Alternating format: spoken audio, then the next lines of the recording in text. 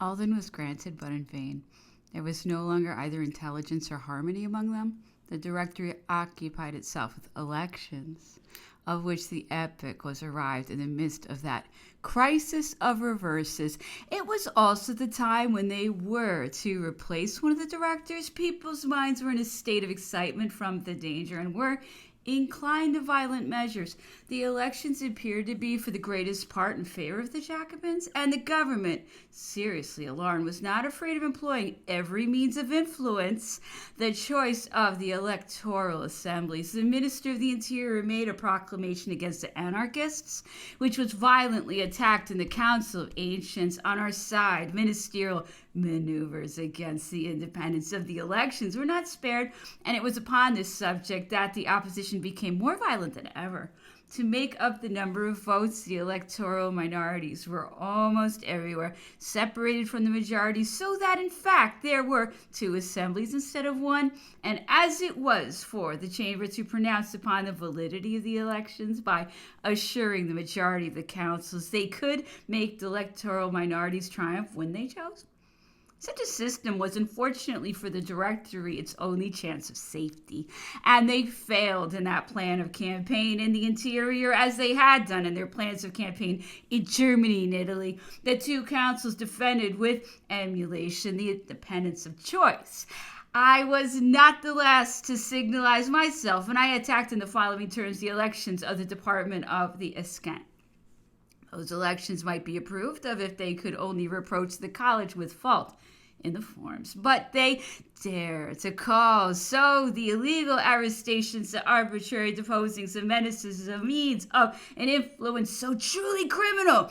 Those are not irregularities, but outrages against the nation in the days of the exercise of her sovereignty. If they call faults in the forms, those crimes which they denounce to us, all of them is but a form, and the popular omnipotence and the representative power and the electoral right are only vain illusions. I demand of the reporter of your commissions a precise explanation. Is it true that they have arrested the members of the Bureau? Is it true that they have deposed the functionaries for having refused to vote at the will of others? Is it true that they have proposed to an elector that infamous compact, either to suffer a mandate of arrest or to vote against his conscience?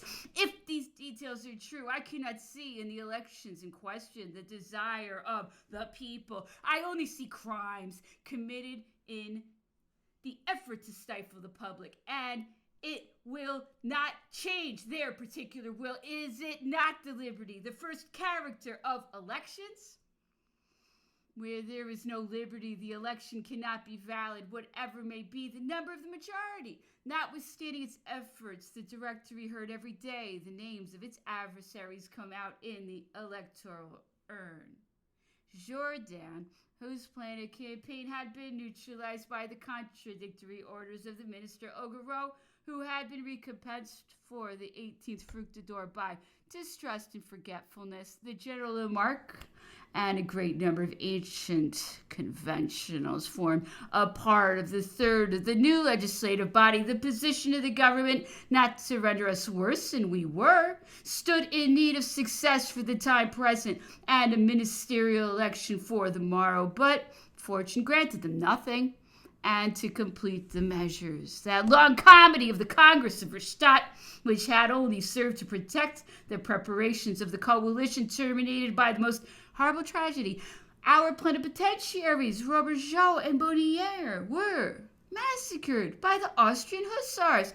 Jean de Brie escaped covered with wounds, and his letters raised the minds of the people to the highest pitch of exasperation. The cry of vengeance resounded at every sitting in the council. The most speedy means appeared the best. Order was forgotten for that revolutionary ardor which sees only the end and springs towards it by the shortest road. Even amid precipices, the chance fell upon the Director Rebel to leave the Directory. We named at the Council of 510 candidates to replace that director. The name of Sieyès, which we had placed at the head of the list, was marked by opinion as the hope of a constitutional reform of which we all felt the inevitable necessity, the Council of Ancients in fact chose C.S., and at the same time, the only one of our ministers who had escaped from the cavern of Verstadt, Jean de Brie, was named president of our council. Vengeance against the Austrians, disgust of the territorial system, of vague confidence in the new director, profound and too late regrets the absence of Napoleon, of whom fame published constantly the new success in Syria. Such were the sentiments of the nation at the period of distress.